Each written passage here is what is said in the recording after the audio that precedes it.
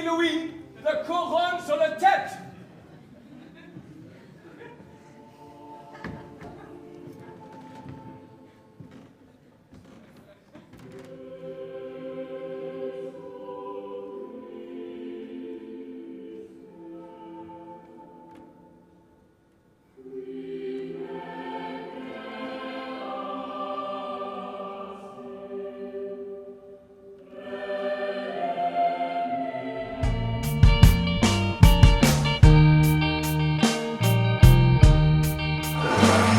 Bienvenue au TAP pour le premier cycle d'Henri VI avec la place dans la main. On y va, c'est parti.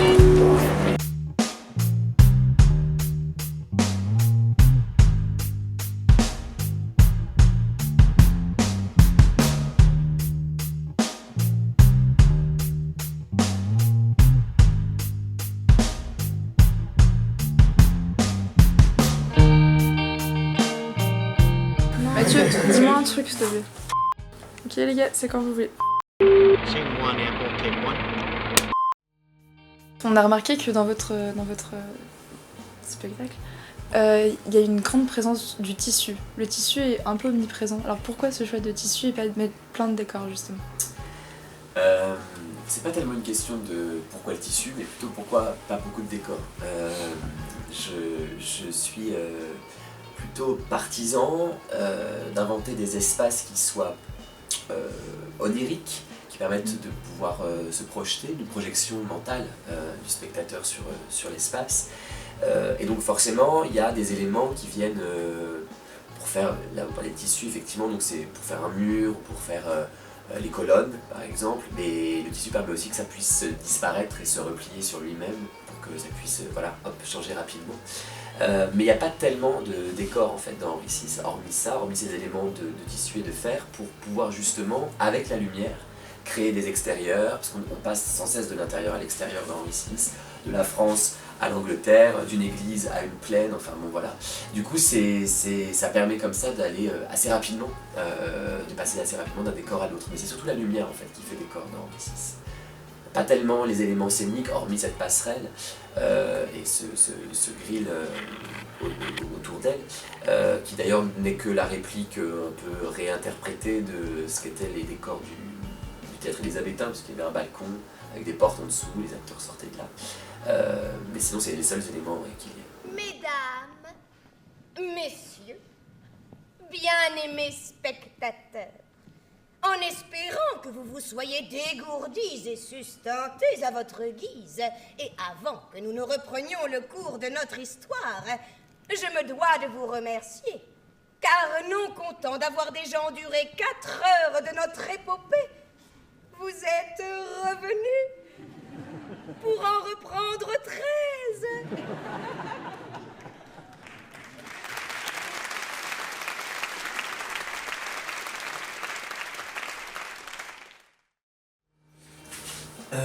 Vous n'avez que 33 ans et pourtant vous avez déjà monté une pièce de 18 heures avec Henri VI. Pensez-vous que c'est que le commencement de votre carrière de metteur en scène, acteur? Je pense que c'est pas le commencement, parce que ma première mise en scène elle date de 2006, où j'en avais 24. Mais j'espère que c'est pas la fin en tout cas, que c'est pas... Parce que on me pose souvent la question, mais qu'est-ce que vous allez faire maintenant après avoir fait Henri VI 18 heures à 33 ans? Alors voilà, déjà la question c'est est-ce qu'on fait pas la suite, puisqu'il y a une suite à Henri VI.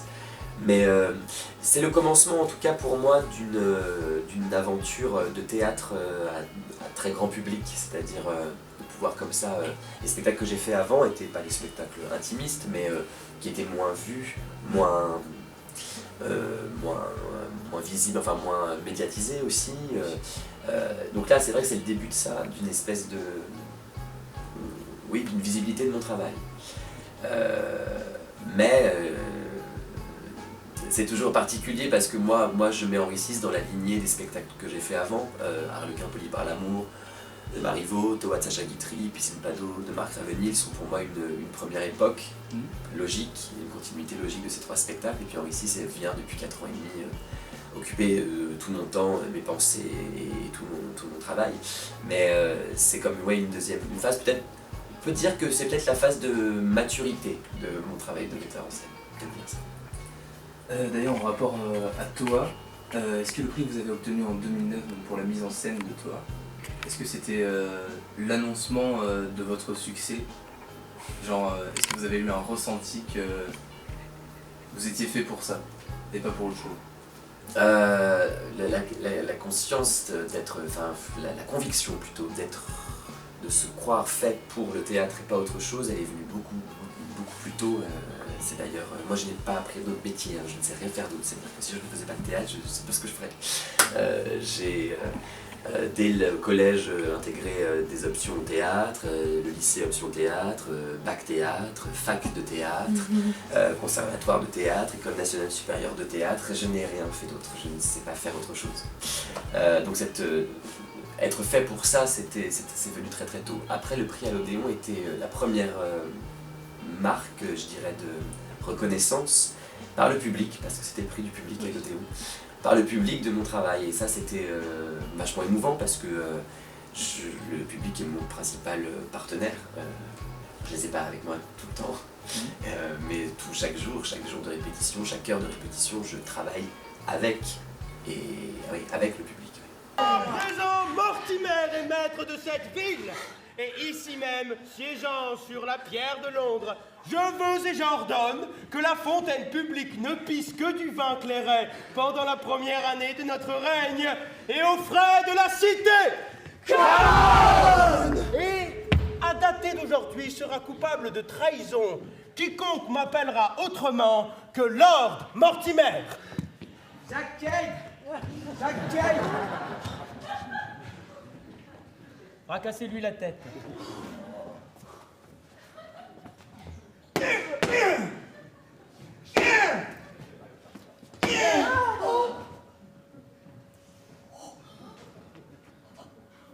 Si ce gaillard a un peu de jugeote, il ne vous appellera plus jamais Jack Cade.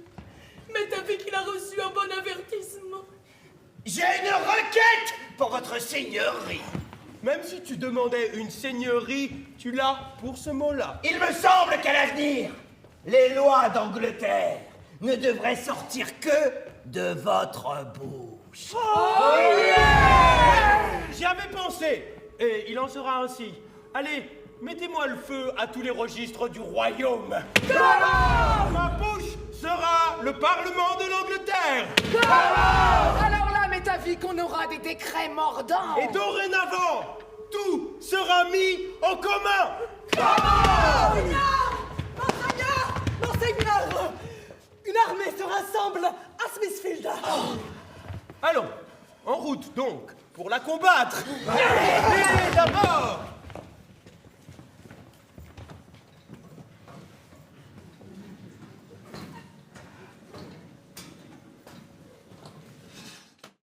Pourquoi Henri VI c'est pas commencé, enfin vous avez déjà fait d'autres mises en scène avant, mais pourquoi Henri VI c'est pas une autre plus courte déjà ou plus facile, je sais pas si... J'aurais adoré que mon choix se porte sur une pièce plus courte et moins complexe. Enfin, j'aurais adoré.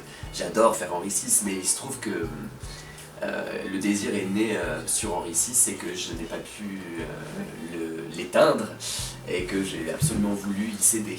Donc, c'était trop...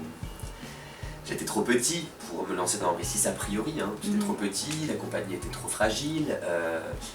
J'avais à l'époque, quand on parlait de Toa, là justement, on venait juste de gagner le prix au moment où j'ai lu Henri VI, enfin relu Henri VI. Donc c'était les balbutiements, mais je suis fait comme ça. Si un désir naît, je ne peux pas m'y soustraire, je suis obligé d'y aller, je suis obligé de le satisfaire, et ce désir-là me donne une force incommensurable de soulever des montagnes et de résister à tous les obstacles. Je me dis que je fais un métier de passion au sens où je ne décide pas de tout de manière que cérébrale les projets que je fais. Voilà. Donc, c'est tombé sur Henri VI. Et puis au final, à l'heure d'aujourd'hui, je trouve que c'est plutôt bien tombé. C'est une fierté pour vous de se dire que finalement vous êtes entre guillemets dans la cour des grands avec un si jeune âge.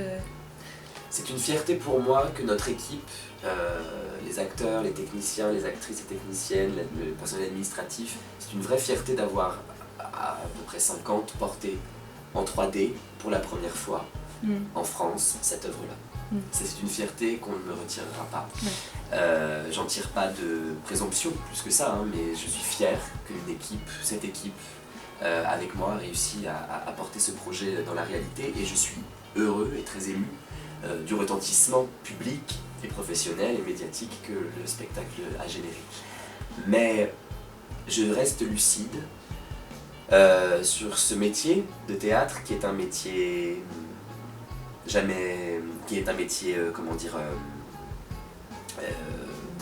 bouillonnant et puis d'une place qui est toujours remise en jeu, mais je dirais même pas d'un spectacle à l'autre, mais je dirais même d'une représentation à l'autre. Le public a beau se lever un soir après une représentation d'Henri VI, le lendemain, eh bien, le public est nouveau, donc il faut tout recommencer. Cette humilité-là qui est intrinsèque au métier d'acteur et au métier du théâtre fait qu'elle me garde lucide et la tête froide sur... Effectivement, il y a un emballement médiatique, je ne vais pas cracher dans la soupe, je trouve ça chouette, mais ça ne me donne aucun acquis. Je remettrai en question, l'ouvrage sur le métier dès un prochain spectacle et je le fais de toute façon à chaque nouvelle représentation. Et ton ami dévoué en toute affection et avec l'amitié la plus sincère. D'abord, pour saluer ta royale personne, ensuite pour te proposer de conclure un traité d'alliance. Et enfin, pour consolider cette alliance par un nœud nuptial. Si tu consens à accorder la vertueuse princesse Bonne, sœur de ton aimable reine, en légitime mariage au roi d'Angleterre. Et si cela se fait, sont les filles et les espoirs d'Henri. Et gracieuse dame, au nom de notre roi, je suis chargé, avec votre bienveillante permission, de baiser humblement votre main. Et de vous faire connaître par ma voix la passion qui tourmente le cœur de mon souverain, où la renommée, en frappant récemment son oreille attentive, a placé l'image de ta beauté et de ta vertu. Bon. Roi Louis, et vous, princesse Bonne, écoutez-moi, avant de répondre à Warwick. La demande d'Édouard ne procède point d'un amour loyal et désintéressé, mais de la duplicité, fille de la nécessité, car comment les tyrans peuvent-ils tranquillement régner chez eux s'ils n'acquièrent à l'étranger de grandes alliances? Pour preuve de sa tyrannie, qu'il suffise de rappeler qu'Henri est toujours en vie. Et quand il serait mort, voici devant vous le prince Édouard, fils du roi Henri. Ainsi, prends garde, Louis, que par cette alliance et ce mariage, tu n'attires sur toi le péril. Est-ce que cette ambition vous a fait peur? Je veux dire, est-ce que vous n'avez pas eu peur soit de prendre un tel risque ou... je sais pas. Si, j'ai peur de ma propre ambition. Mais elle est très grande et donc je lui donne aussi les moyens d'exister. Mon ambition, elle n'est pas une ambition égocentrée sur devenir je ne sais quoi, une star du théâtre ou je sais pas quoi. Mon ambition, elle est celle de redonner au théâtre ses vertus d'art populaire et surtout cette vertu qui nous fait prendre conscience à chaque représentation que nous sommes tous vivants au même endroit en même temps.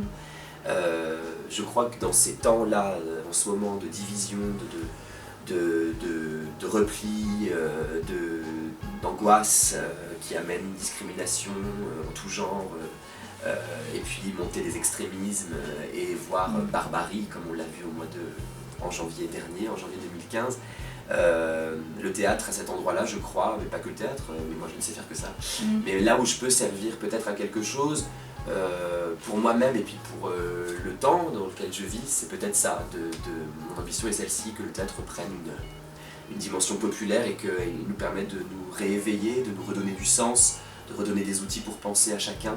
Moi je ne donne pas la leçon, je ne sais pas ce qu'il faut penser mieux qu'un autre, mais je crois que le théâtre met à disposition des outils pour penser et il faut penser. Il faut absolument retrouver du sens, du discernement dans cette époque-là, puisque les repères sont troublés. Agathe, que penses-tu de ce début de pièce? C'est original. Il y a une mise en scène avec beaucoup de tissus, ce que j'apprécie fortement. C'est captivant, tout est captivant. Est-ce que tu as préféré cette partie-là à la première partie? J'ai préféré la première. J'ai trouvé qu'il y avait eu beaucoup plus de moments marquants dans la première, beaucoup plus d'action. Waouh, 4 fois d'affilée, j'adore. C'est trop bien. Les galettes de riz, c'est trop bon. Sur une scène où il brûle Jeanne d'Arc, j'ai lâché une larme tellement c'était beau. Voilà. Je trouvais qu'elle était très bien, qu'il y avait beaucoup de moments marquants et qu'elle se déroulait assez vite. On n'a pas vu le temps passer. Est-ce que le passage avec Jeanne d'Arc ne t'a pas ému comme Mathieu? J'ai pas lâché de larmes, mais c'était très très beau, très touchant. Vraiment agréable, je retiendrai le Tagada.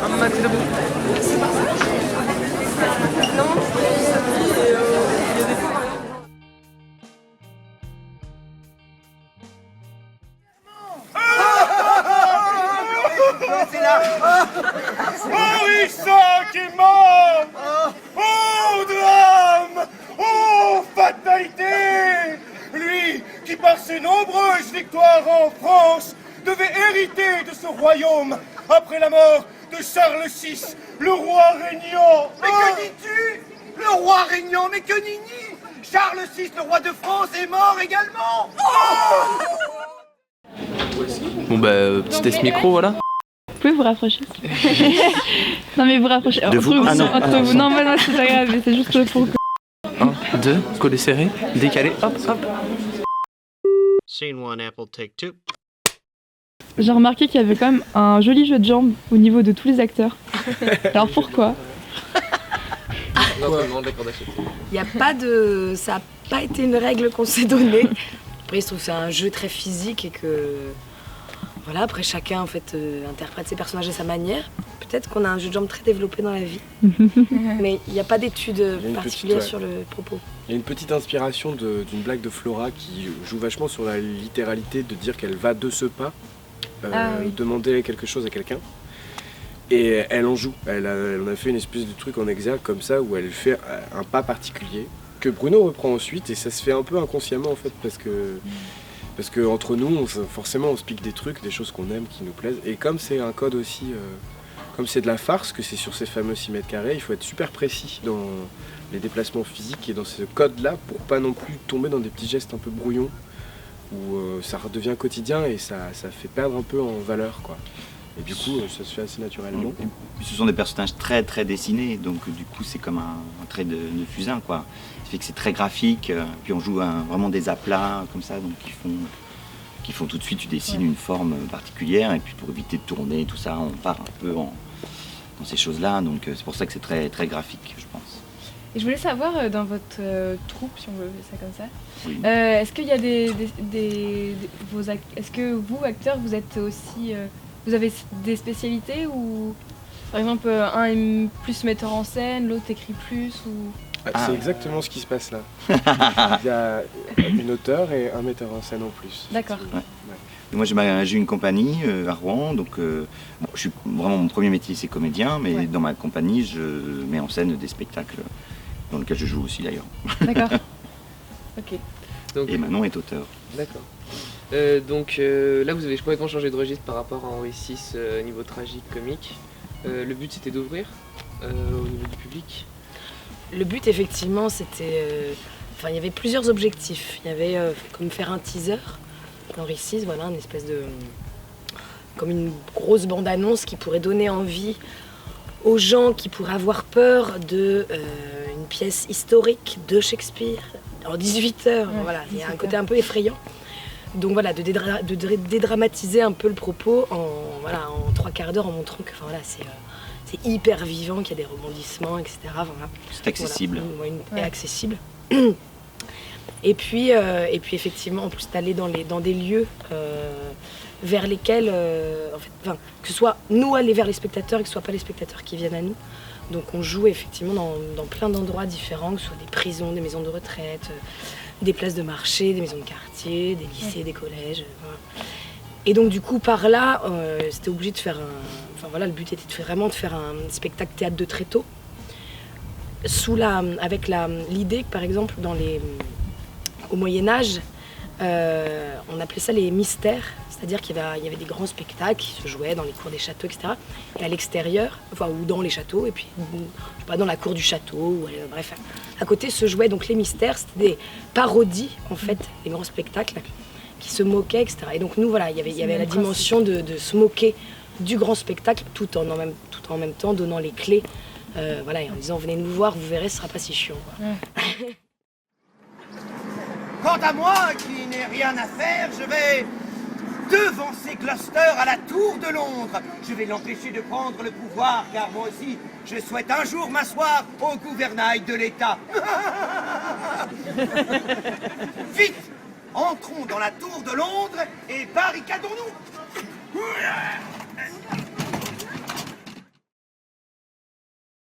Qu'avez-vous pensé de ce récapitulatif de 45 minutes d'Henri VI?